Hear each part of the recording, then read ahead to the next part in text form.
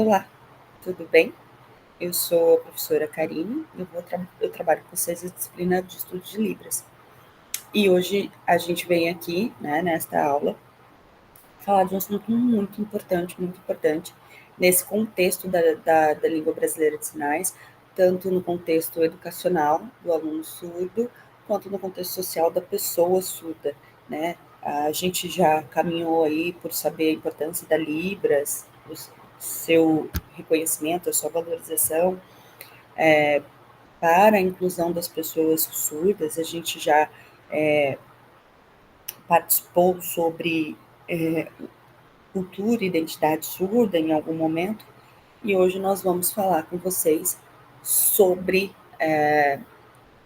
o intérprete, o intérprete de Libras, né? Na realidade, o nome da profissão é tradutor e intérprete de Libras língua portuguesa, porque tanto a gente pega uma mensagem, a gente, fazendo um parênteses, porque eu brinco que eu estou professora, sou intérprete, eu nasci intérprete de língua de sinais, eu atuei grande parte da minha vida, 9 anos da minha vida como intérprete, nas mais diversas esferas da sociedade, principalmente como intérprete educacional, mas já atuei em questões de saúde, justiça, e enfim. É por isso que eu brinco que eu sou intérprete, estou professora. E falar sobre a profissão de tradutor e intérprete de Libras, que foi uma das minhas pesquisas, a minha pesquisa de mestrado, mas um dos meus eixos de pesquisa, porque atuava nessa área, me traz um certo conforto e segurança sobre o tema e propriedade, inclusive, para falar. Então, tradutor e intérprete de Libras, língua portuguesa, porque tanto a gente pega uma mensagem em Libras, do que está sendo sinalizado, e passa para o português, que é o que mais comum, que é o menos comum, desculpa, que é o menos comum, mas na universidade, como a gente tem professores surdos, isso acontece muito. Quanto a gente pega uma mensagem em português e passa para Libras, que é o que você vê ali na TV, o que é mais recorrente no contexto social, né? Acontece de forma mais recorrente. Então, hoje a gente vai falar sobre a profissão, né? De uma forma geral, como ela se constituiu, onde a gente atua e qual formação que esse intérprete tem que ter. Né? Eu coloquei aí esse meme da intérprete Libras do debate da Prefeitura de São Paulo, quando ocorreu o fatídico evento da cadeirada, porque é isso, né? A gente passa por muita coisa, muita coisa, e eu gostaria de compartilhar hoje com vocês sobre essa profissão que surgiu aí, emergiu aí de uma demanda social, mas que não é tão valorizada quanto deveria, mas como muitas profissões no Brasil não são, no mundo não são, mas que é essencial aí, presta um serviço essencial e significativo. Então, o tradutor e intérprete de Libras língua portuguesa é aquele profissional especializado que atua na mediação da comunicação entre pessoas surdas e ouvintes. Eu gostaria de destacar para vocês a palavra, deixa eu ver se eu consigo, caneta. Especializado,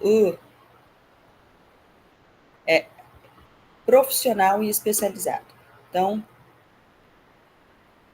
profissional e especializado. Logo, a gente tem que entender que não é uma pessoa que sabe língua de sinais que foi colocada ali.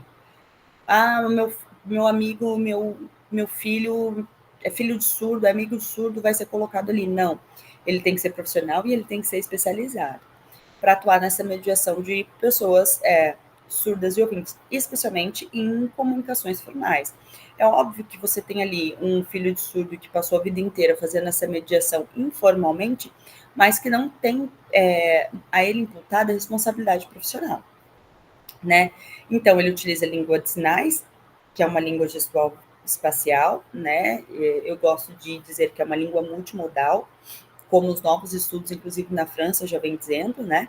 Que a língua de sinais não é uma língua visoespacial, ela não ocupa só a visão e o espaço, ela ocupa muitas outras modalidades linguísticas e que a gente interpreta e traduz informações de vários contextos, garantindo acessibilidade e inclusão social. Então, a nossa função vai muito além de uma transcrição, né? Palavra por palavra.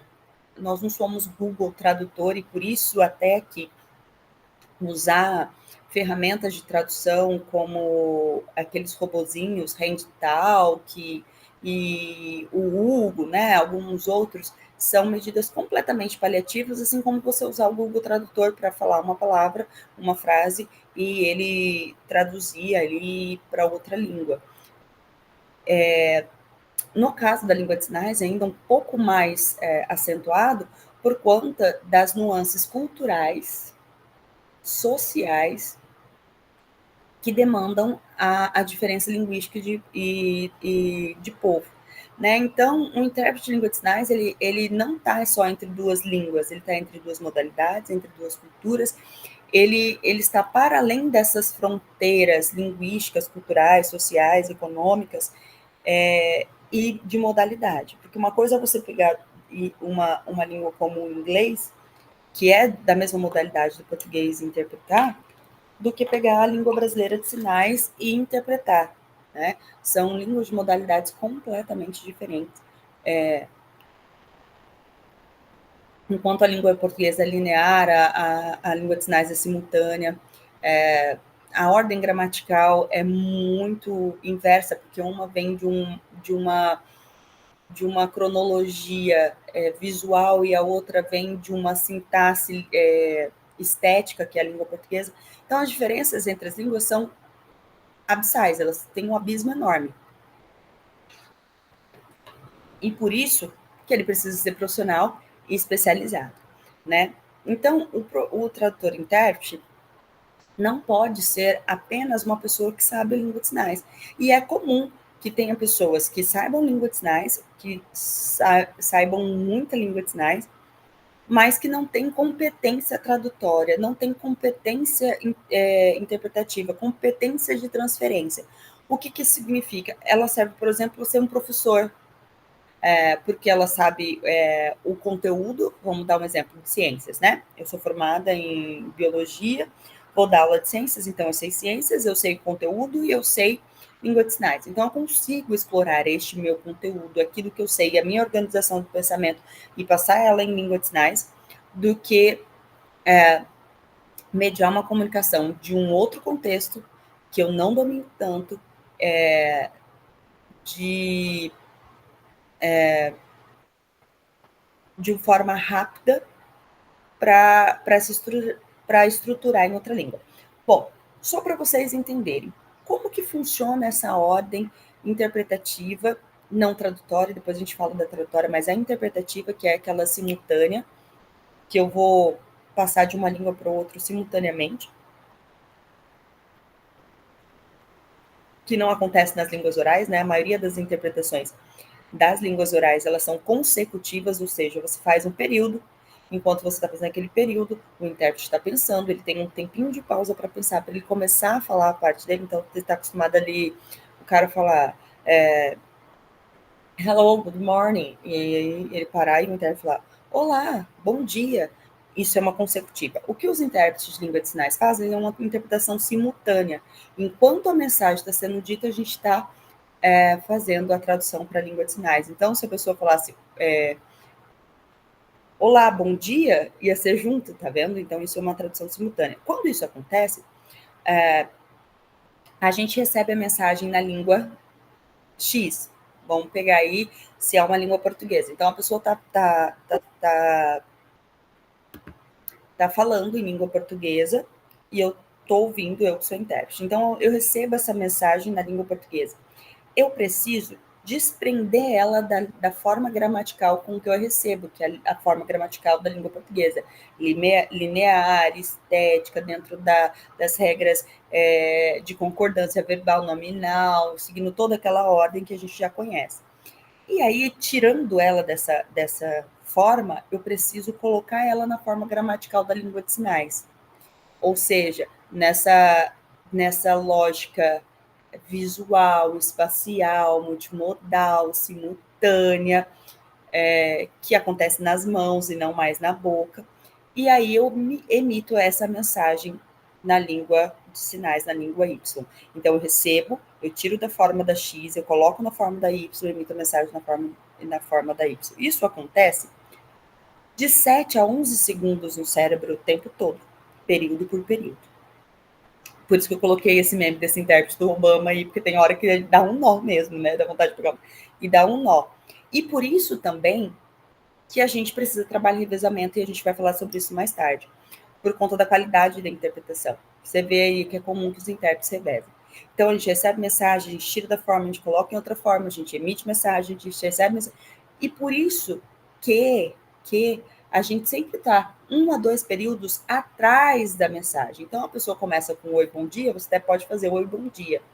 Mas a gente precisa que ela faça ali 2 ou 3 frases para a gente começar a sinalizar, porque a gente precisa entender o significado daquela frase por completo para poder construir uma frase significativa em língua de sinais. Então, cuidado com esses intérpretes que acabam junto com, se não for uma tradução, uma música, uma poesia, então que ele estudou muito tempo antes, que ele sincronizou, enfim, a gente vai falar sobre tradução.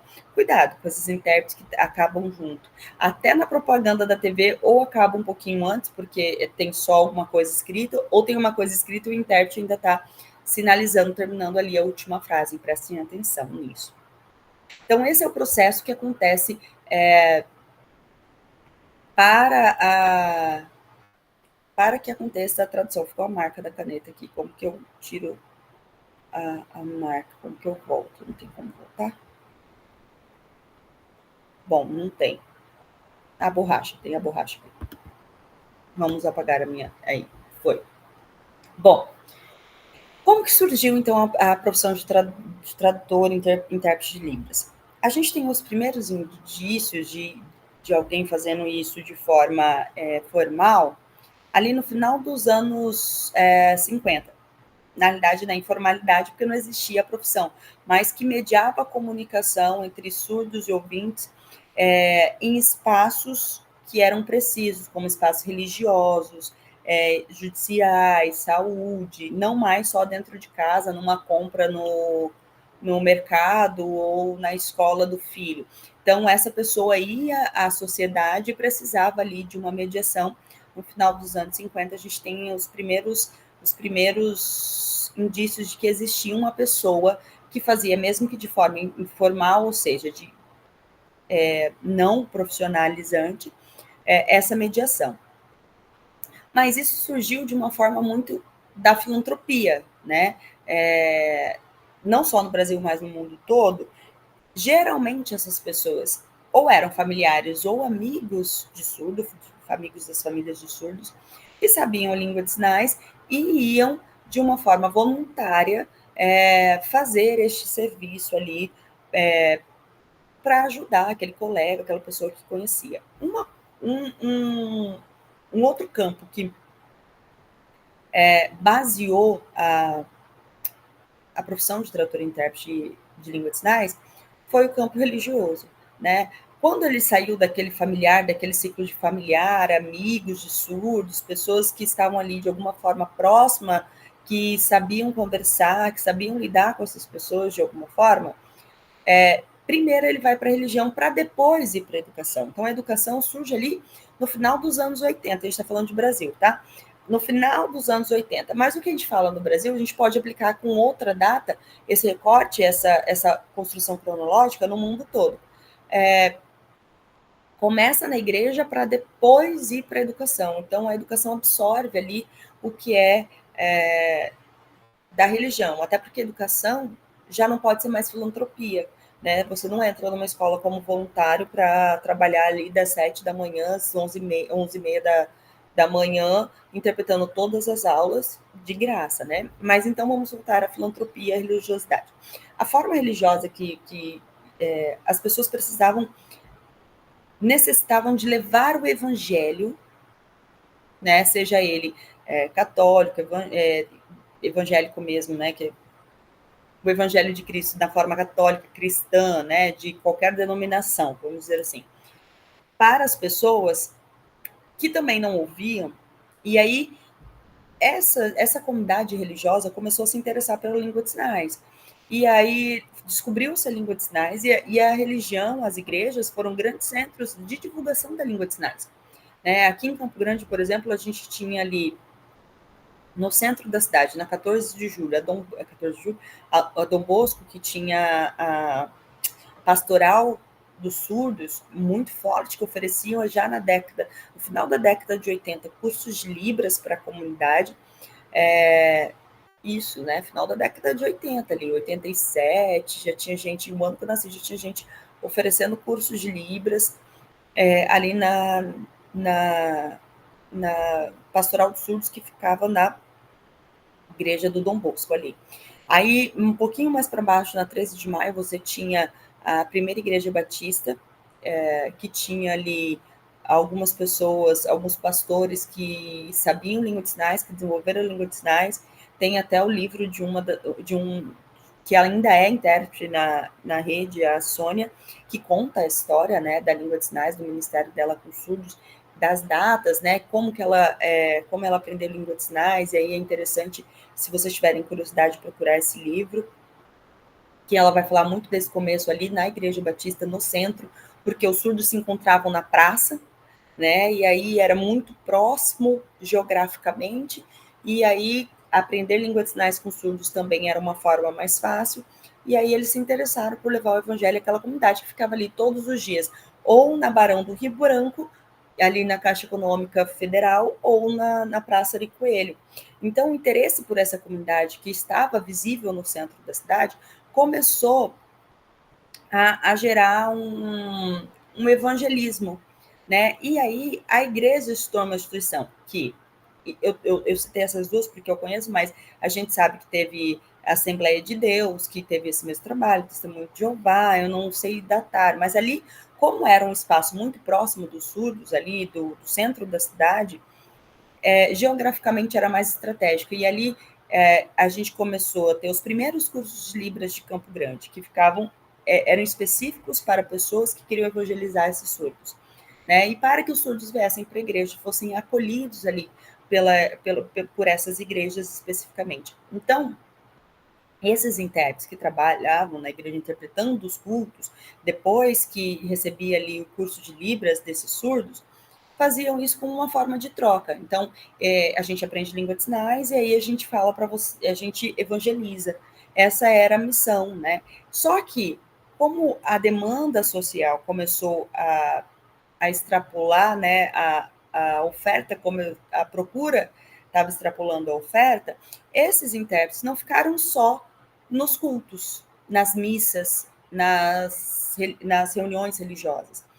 Esses intérpretes começaram a virar referência de eu preciso ir no México, você pode ir comigo?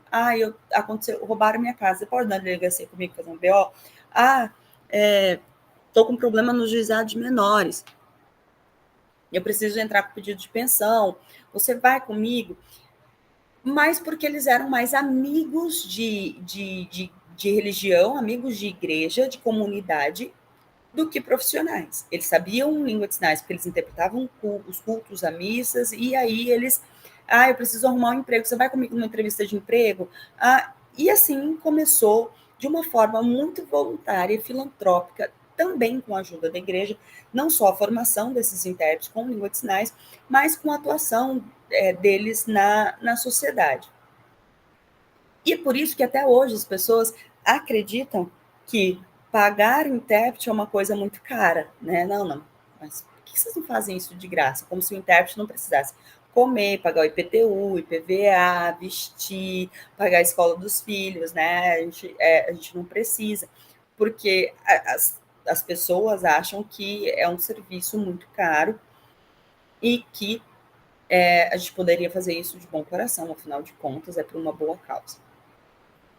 Nos anos 90, salvo engano, em 94, a Prefeitura de Campo Grande contratou a primeira intérprete de Libras para atender surdos na escola. Era contratada como professora, era Dolores, que atuava na igreja, ela começou ali naquela igreja que eu falei, na 13 de maio, e por conta desse saber dela de língua de sinais, ela foi contratada ali, acho que era Baís, a escola, Bernardo Franco Baís, para ser intérprete de um grupo de alunos surdos. Então, ela foi uma das primeiras intérpretes aqui em Campo Grande.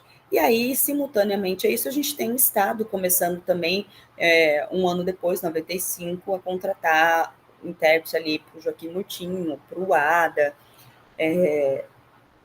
e aí também teve uma outra escola do município, aumentou uma escola, e ano após ano a gente começou a aumentar esse atendimento na educação, que começou de uma maneira muito informal e não organizada. Então, tinha um surdo, a gente precisava correr atrás de quem sabia língua de sinais. E essas pessoas, em sua maioria, não tinham formação nenhuma em nada, a não ser saber língua de sinais, que eles aprendiam de uma forma informal ali nos cursos que eram organizados, a princípio organizados. Mas foram essas pessoas que desbravaram ali, ao primeiro momento, o reconhecimento dessa profissão, né? A profissão de tradutor e intérprete, que só foi reconhecida em 2010 pela Lei 2.319. Então, vejam só, a língua de sinais foi reconhecida em 2002. Ela foi regulamentada em 2005. Da regulamentação que o Estado disse, ok, vocês têm esse direito de ser atendido em todo o serviço público, concessão de serviço público na sociedade, através da língua brasileira de sinais. E como fazer isso? Oportunizando para eles intérpretes de língua de sinais. Mas só 5 anos depois, esta profissão passa a existir no Brasil. Então, até 2010, a profissão de intérprete de língua de sinais nem era reconhecida no Brasil. Ela não existia. Como eu disse para vocês, a maioria dos profissionais que a gente tinha atuavam na educação, e como atuavam na educação, eles eram contratados como professor ou como administrativo da escola. E aí, em 2010, por exemplo, eu já trabalhava em 2010, comecei a trabalhar em 2004 como intérprete, então em 2010 eu já estava ali como intérprete, eu também era contratada como professora. Aliás, meu concurso era de professora, eu era concursada, a princípio contratada, depois fiz concurso, e a CEMED me colocou para atuar, especificamente onde eu já atuava, que era a área de tradução e interpretação. Enfim, em 2023, no encerrar ali de 2023, o Senado aprovou o projeto de lei que vai para a sanção do presidente, que atualiza essa lei de 2010. Então, 10 anos se passaram, porque a lei não dizia muita coisa, a lei dizia assim, reconhece tradutor e intérprete como uma profissão, e fala o que é, quem era, que era um profissional especializado, aquilo tudo que vocês já ouviram, e é isso, né? Não falava como que ele tinha que atuar, qual que era a formação que ele tinha que ter, nada de palpável. Então, aconteceu que a gente tinha uma profissão mais regulamentada, mas que a gente ainda continuava ali, dependendo, por exemplo, de outras áreas como educação, de ser estimado como professor ou alguma coisa assim. No ano de 2023, no apagar das luzes, o Senado faz essa atualização da lei, né, essa PL, para atualização que ainda está tramitando. Então, essa atualização vai dizer assim, que a profissão do tradutor e intérprete e guia intérprete, que não sei se vocês lembram da aula, da primeira aula, que eu sempre é minha primeira aula, que surdez é um termo guarda-chuva, que abriga 3 sujeitos. O primeiro é o deficiente auditivo, que tem a perda profunda e severa, mas usa a língua portuguesa. O segundo tem a mesma perda, mas usa a língua de sinais, que é chamado de surdo. E tem o surdo cego. Então, se a profissão é tradutor e intérprete, a gente também tem que regulamentar a profissão de guia intérprete, de Libras. E aí ela vai falar sobre a formação. E ela vai falar que a formação deve ser em bacharelado em tradução e interpretação, Libras, língua portuguesa, ou letras com habilitação em tradução e interpretação de Libras, língua portuguesa, ou seja, são 2 bacharelados. O que confronta com as leis estaduais e municipais que diz que para atuar na educação, que é a maioria das vagas de atuação dessa profissão é na educação, ela confronta, porque as nossas leis estaduais e municipais vão dizer para nós que para entrar em sala de aula você precisa ter uma licenciatura, você precisa ser licenciado, você precisa passar pelas por uma formação de didática, pedagógica, de diversidade, você precisa conhecer sobre aprendizagem, você precisa, que eu concordo, você não pode entrar. Por isso que dentro da profissão de tradutor e intérprete de Libras, a gente vai falar mais para frente, a gente tem chamado o tradutor e intérprete de Libras educacional, que é uma profissão completamente diferente de outros profissionais que atuam em outras esferas da sociedade, em outras áreas.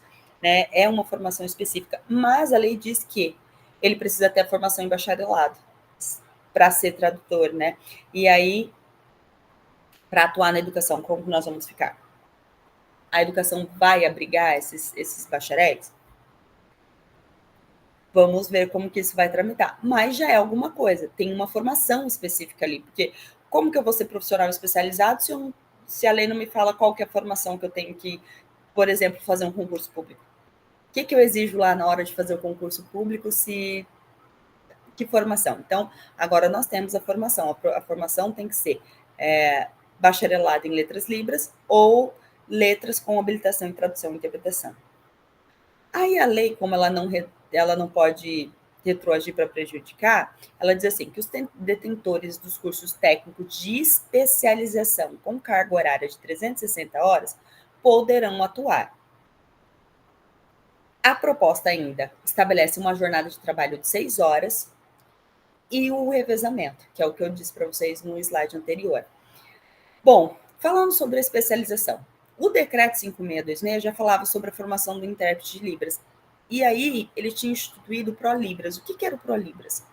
Como a gente começou de uma forma muito desordenada, como eu disse para vocês, né? Em 2006, o MEC organizou uma prova que ele chamava de ProLibras, que era uma proficiência em língua de sinais. A prova avaliava tradutores, intérpretes e professor de Libras. Então, tinha prova de tradução, interpretação e prova de ensino em nível médio superior. Eu fiz a prova em 2006, que foi o primeiro ProLibras, né? De nem saber como vai ser. Então, todas as pessoas que estavam atuando como tradutor e intérprete, que vinha dessa forma desordenada, o MEC falou, opa, a gente precisa saber se eles dão conta.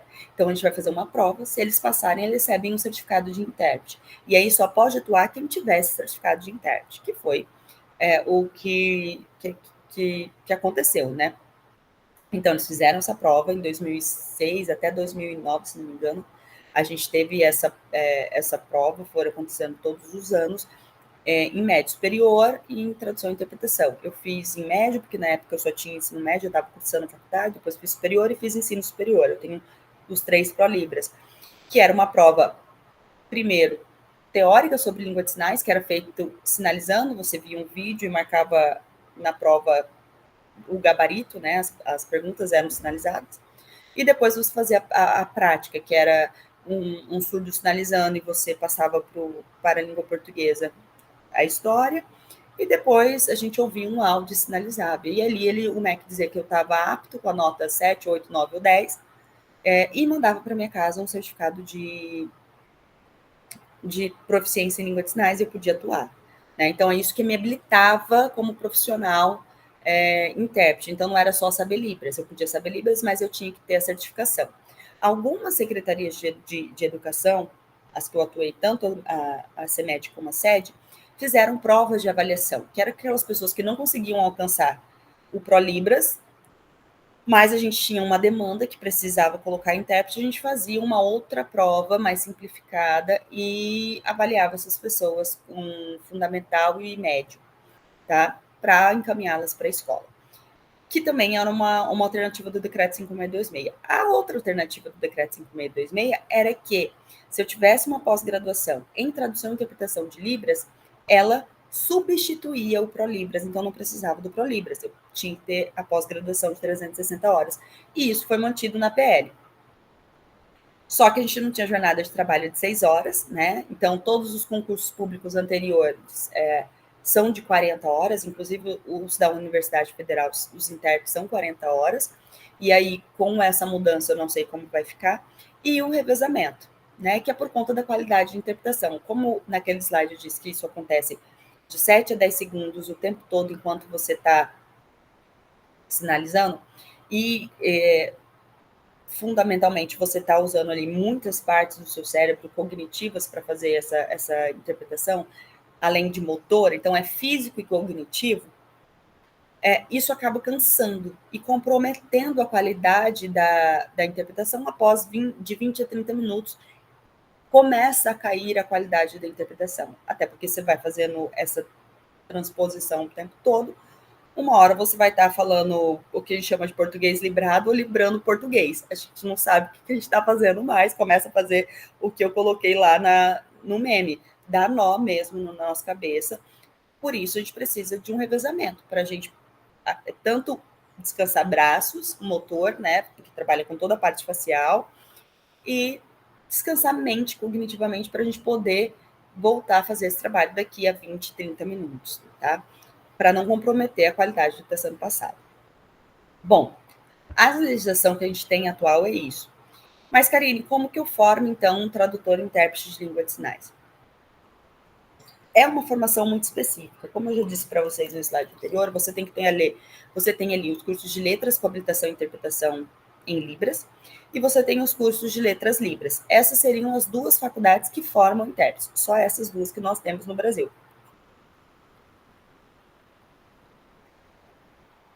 As outras faculdades que a gente tem, pedagogia bilíngue, e agora o curso em educação de surdos, educação bilíngue para surdos, são propostas específicas para formar ou intérpretes educacionais, que vão atuar diretamente na educação, ou professores bilíngues. Ela não vai formar um tradutor e intérprete, tá? Eu quero ser o tradutor e intérprete. O que eu vou fazer? Primeiro, eu tenho que saber Libras para passar nesses cursos, porque o vestibular e as provas são em língua de sinais.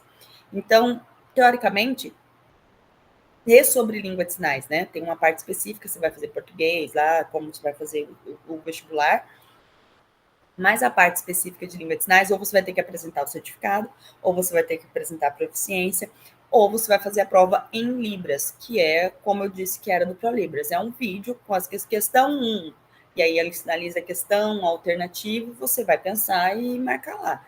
Então, os vestibulares geralmente são em Libras, né? Ou você precisa apresentar um comprovante de que você saiba a língua de sinais. E se você não precisar apresentar, no edital vai estar dizendo as aulas são em Libras sem interpretação. Ou seja, você vai cair numa aula, por exemplo, de teorias da tradução e interpretação com um professor surdo que vai sinalizar. Se você não souber Libras, você não vai fazer a formação. Então, o primeiro passo da formação do intérprete é curso de Libras. Então, você vai ter que fazer um curso de Libras, ou você vai ter que aprender, como eu aprendi diretamente com os surdos ali, né? Eu fiz uma oficina de Libras de 3 meses ali no sábado, aí que deram pra gente. Aí eu achei aquilo interessantíssimo, mas 3 meses você não aprende nada. 6 meses que a gente está aqui com alguns sinais já é difícil. Você pensa aí 3. E aí eu falei, não, vou ter que ir atrás do surdo. E aí eu ia onde tinha surdo e ficava olhando, tentava entender e tentava sinalizar, e o pouco sinal que eu sabia, eu perguntava o que era aquilo, que sinal que é esse, e aí, enfim, eu aprendi língua de sinais. Muita gente aprende assim, em imersão, muita gente, tá? Outras pessoas vão fazer curso. Eu sei que em Campo Grande a gente ainda tem o CAS, que oferece, a CEMED, que oferece os cursos de Libras, e a gente tem alguns cursos particulares, Liberalins, no Oeste, algumas universidades ainda oferecem. A Universidade Federal, por meio do Progeli, oferece curso de Libras. Procurem lá o Progeli, que lá tem o curso de Libras, tá? Então, o primeiro passo é a formação em Libras. O segundo passo é a formação teórica, porque você vai precisar estudar estudos da tradução, você vai ter que melhorar a sua competência, você vai ter que discutir ética. É uma profissão que a gente está ali no limiar da ética o tempo todo. Qual o limite da minha atuação como intérprete neutro, de só fazer essa comunicação, mas ao mesmo tempo está muito próximo do surdo, porque pouquíssimas pessoas sabem língua de sinais. Eu me lembro que eu interpretava para uma aluna que antes de começar a aula ela queria contar da novela, porque na família dela ninguém sabia língua de sinais e ela precisava perguntar o que aconteceu na novela. Ela assistia a novela com aquele closed caption, mas a língua portuguesa é muito diferente da língua de sinais e o português é uma segunda língua. Então, às vezes, estava acontecendo a aula e ela queria me perguntar por que o personagem tal fez isso, tal, se eu vi. E aí, eu nem assistia a novela, eu tive que começar a ler os resumos das novelas para poder... Porque enquanto eu não fizesse isso, ela não tirava aquilo da mente, eu não conseguia acessar essa aluna. Era uma estratégia que eu encontrei certa, ainda não sei, mas eu encontrei essa estratégia de conversar com ela. Mas qual que é esse meu limite, esse meu limite de atuação? Eu me lembro outra vez também que eu fui designada para ir ao banco. Agendaram, a surda foi lá na central de interpretação que eu trabalhava, agendou lá banco 14 horas. Ok, e aquele dia eu fui a designada. Eu ia para o banco com meu crachá de intérprete, me apresentava.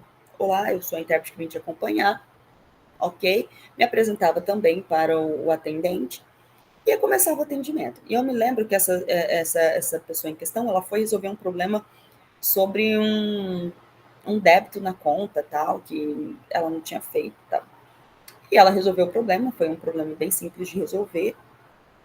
Só que aproveitando que ela estava ali com o intérprete, o atendente falou como ele falaria para qualquer outra pessoa. A senhora já conhece as nossas linhas de crédito? Nós temos um crédito liberado para a senhora. A senhora gostaria de conhecer? E foi a pergunta que ele fez. Ela falou, balançou a cabeça, tipo, eu já estou aqui, ficou sem graça, falou, tá bom. E ele começou a vender um empréstimo para ela. E eu comecei a sinalizar. Ele estava falando, e ela fazia pergunta, e ele respondia, e eu fiz aquela mediação completa. Eu sei que ela que tinha ido lá para resolver um problema sobre débito na conta que era indevido, saiu com um empréstimo. Se ela precisava, não sei, porque ela não foi lá à procura do empréstimo. Então, teoricamente, talvez ela não precisaria do intérprete. Mas o cara era muito bom e vendeu um produto para ela. Eu, Karine, não podia falar para ela assim, olha, roubada, esse juros está altíssimo, você nem veio aqui procurar isso, você nem está precisando de dinheiro, você vai pegar um dinheiro que você não precisa para gastar com um dinheiro que você não tem para gastar com o que você não precisa. Eu, Karine, se fosse amiga dela, falaria isso. Mas ali eu era intérprete, eu não podia nem interferir no que o profissional estava vendendo, na capacidade dele, e nem na capacidade dela de avaliar o que era bom ou ruim para ela, a partir do que estava sendo sinalizado, né? Então, essa distância de que, eu sei que isso não é bom, mas, né, também não posso, é uma coisa que a gente discute durante a formação, e por isso que a formação é tão importante e específica. É uma formação linguística, você vai estudar 2 línguas o tempo todo, é uma formação interpretativa e tradutória, você vai estudar tópicos específicos de tradução e interpretação, mas você vai estudar ética, que é o que baseia as nossas relações sociais, mas o que baseia principalmente a relação do intérprete, porque é uma relação muito próxima, tanto com o contratante quanto com aquele que vai receber o serviço, que é o surdo. Então, a gente precisa dessa formação, não pode ser qualquer pessoa porque é amigo do surdo, porque é família do surdo, ou porque sabe língua de sinais. E isso desvaloriza a profissão, né? Se eu contrato alguém que só porque ela sabe língua de sinais, ela faz mais barato, inclusive para mim, eu estou desvalorizando ali toda essa formação que uma pessoa, um profissional especializado teve. Então, a formação continuada também é fundamental. A gente vive em constante formação no intérprete de Libras, porque as línguas são vivas, né? O tempo todo está aparecendo. Quando eu comecei a sinalizar, a gente tinha vermelho, no máximo um bordô. No meio de um curso de fotografia, o professor me lançou um magenta. Então eu tive que procurar recursos linguísticos e interpretativos para chegar no magenta, né, no conceito do que é magenta, para o surdo que estava fazendo o curso de fotografia. Então, tem Manifest agora, tem muitas coisas que a gente precisa estar em constante formação de saber conceito, significado, atualização, e essa capacitação deve ser frequente e continuada.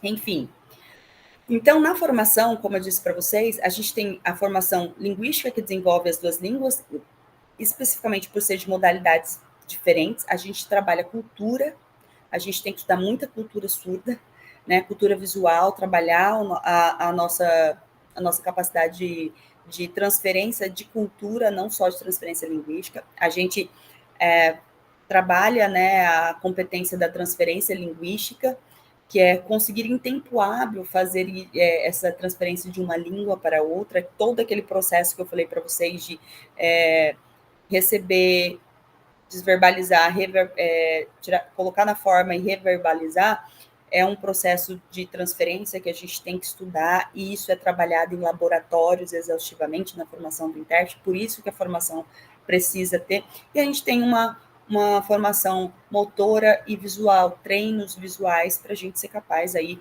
de fazer essa interpretação ou essa tradução de forma mais eficaz. Bom, e aí você me pergunta assim, Karine, mas só existe intérprete educacional? Porque assim, eu conheço muitos intérpretes que trabalham na área de educação, tanto básica quanto superior. Mas são só eles que essa atuação? Não. A atuação do intérprete Libras, ela é infinita, assim. Onde tiver surdo, na sociedade, você vai precisar ter um intérprete. A educação segue sendo o maior campo de atuação. Eu chuto aí que 90% do campo de atuação do intérprete é educação, né? De vagas está na educação, tanto na básica quanto na superior. Você tem aí, a superior tem concurso, né, específico para tradutor e intérprete. Não sei quando vai voltar a ter, porque no governo passado o cargo foi extinto, ou seja, não se pode mais fazer concurso porque o cargo não existe, e o cargo deixou de existir porque ele era um cargo D, e não se pode mais ter intérprete que vai entrar em sala de aula de nível D, tem que ser um técnico educacional, então ele tem que ser nível E. E aí não foi recriado esse cargo, precisa ser recriado, e eu acho que vai ser recriado já no modelo da PL, né? Um concurso de 30 horas semanais, de 6 horas diárias, enfim. Na educação superior. Na educação básica, ele funciona como contrato ou redesignado, como eu fui, né? Mas a gente ainda tem ali também algumas escolas particulares que têm a CLT, né? Bom, outra coisa que funciona muito são empresas de inclusão que trabalham com intérpretes, que vão trabalhar aí especificamente nas áreas da sociedade. Então, tem um curso no Senai, eu preciso contratar um intérprete porque eu tenho um surdo. Então, eu contrato uma empresa que faz esse trabalho de inclusão. Então, a empresa tem um intérprete. E aí, o intérprete vai atuar em cursos, palestras, amostras, enfim, nessa gama.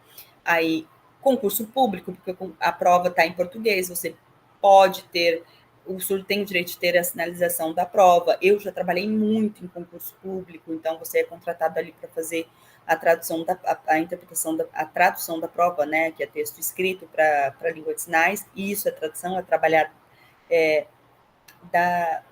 do texto escrito para a língua de sinais. Isso acontece muito quando a gente vai criar versão de música, porque a gente pega a letra escrita e aí a gente vai trabalhar a tradução linguística, cultural, de ritmo, poesia e sincronizar. E por isso que eu disse que a tradução de música é uma versão, né? E é uma área muito específica. A área artística, a gente tem aqui uma lei municipal que não deveria existir, porque se a gente tem a lei de acessibilidade, que diz que é direito de todas as pessoas ter a acessibilidade necessária em todos os âmbitos da sociedade, não deveria ter uma lei que diz que eventos públicos deveria ter um intérprete. Deveria ser óbvio isso. Mas a gente tem uma lei municipal que diz que todo evento público que aconteça em Campo Grande precisa ter um intérprete. Então, é comum que vocês vão aí, MS Canta Brasil, Festa Junina da cidade, e todos esses eventos, e veja lá um intérprete de língua de sinais ali naqueles shows que estão acontecendo, que acontecem geralmente nesses eventos. que é uma interpretação muito, muito, muito específica, que é a interpretação artística. É a mais difícil de se fazer, tá? Não é todo profissional que consegue fazer isso, e isso é uma crítica que eu faço à profissão, porque tem gente que não consegue fazer, mas aceita um trabalho que não consegue e vai lá na frente e faz uma coisa, uma palestra balançada, que daí ele vai e sinaliza igual uma palestra, só que balançando, porque tem ritmo, e fica uma coisa horrorosa de ver, né? Existe isso em toda a profissão, o bom profissional e o péssimo profissional existe em todas as profissões. A artística é uma das áreas que mais vem ganhando espaço além da educacional.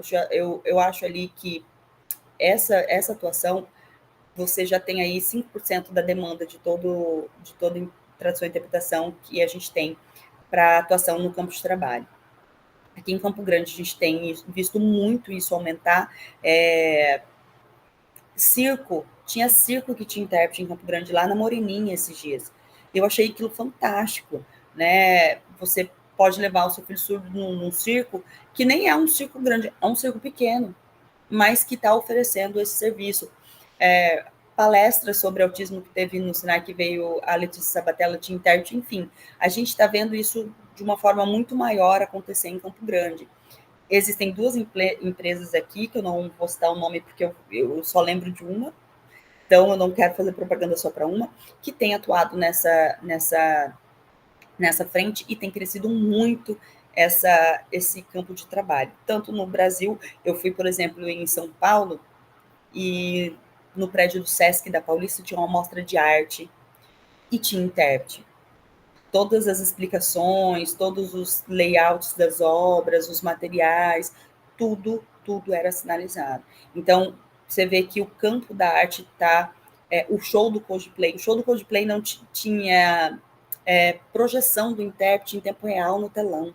Além da equipe de intérpretes estar ali perto, né, na área restrita para os surdos, tinha ali o próprio Detal. O Detal montou uma central de interpretação. Além de ter um grupo de 5 ou 6 intérpretes, entre eles intérpretes surdos, eles tinham um estúdio onde eles ouviam a música para ficar mais limpo, e aquilo era retransmitido para o telão que ficava no palco simultaneamente. Então, você vê que isso tem aumentado muito, muito, muito essa área. Palestras e conferências era uma área que já existia, eu sempre atuei em palestras e conferências, mas que eram muito cedido da Secretaria de Educação. Então, tinha um evento, eles ligavam lá, e isso era cedido. Agora, com esse número reduzido de profissionais pela Secretaria de Educação, que são específicos para atuar em sala de aula, tem que ser feita a contratação, e é feita através dessas empresas. Então, a gente tem aí palestras, conferências acontecendo o tempo todo, em que também tem um intérprete que atua. O intérprete de palestra é um intérprete com muita agilidade mental. É impressionante, né? É muito diferente da artística, que você tem a poesia, você tem o improviso, você tem toda a questão do corpo que pode te apoiar na hora de uma hora difícil. Eu coloquei, inclusive, essa intérprete de rap, que ela é fantástica, no meme. Tem o vídeo dela interpretando de frente, ela é maravilhosa. Enquanto que na palestra não, ela é dinâmica, rápida, objetiva, é uma outra linguagem. Então, o que exige do intérprete de velocidade é muito maior do que o intérprete artístico. Por isso que o intérprete de palestra e conferência, às vezes não é às vezes, ele pode ser bom em tudo, tá? Tem uns aí que eu acho que nasceram diferente, né? Anne Magalhães, se vocês procurarem ela no Instagram, eu acho que ela nasceu diferente. O Jonathan, lá de Curitiba, eu acho que ele nasceu diferente. Eu acho que ele é bom em tudo, mas geralmente o que acontece é uma pessoa que se especializa no artístico, não se especializa em palestra. Quem se especializa em palestra, né? E a gente acaba fazendo de tudo um pouco, porque ainda a nossa demanda é pequena, que a gente está falando de Campo Grande, e aí a gente encontra os mesmos intérpretes sempre. Mas, né, existe uma especialização aí dentro desse campo. Aí você tem televisão, que é o que vocês mais veem, né? Se você ligar na TV, ficam programas, né? Se você levar na TV Cultura, ela é sinalizada o tempo todo, desde os desenhos infantis Aos jornais, ela tem um intérprete de língua de sinais, que é uma outra sinalização, porque você não pode abusar tanto da sua expressão facial e corporal, porque o seu espaço é completamente reduzido, inclusive do seu espaço de sinalização, que é reduzido. É uma outra interpretação, é uma outra técnica de interpretação. Que isso tudo a gente estuda na formação de intérprete, tá? A gente estuda esses tipos de interpretação todinhos. Que está comum em jornais, né? Em alguns jornais você vê isso, em alguns canais de YouTube você vê muito essa. Eu vou me lembrar agora, porque eu tenho um filho pequeno, do Lucas Neto. O Lucas Neto, todos os vídeos dele do YouTube têm opção em Libras, né? Uma atitude louvável dele aí, que eu devo reconhecer. Outra questão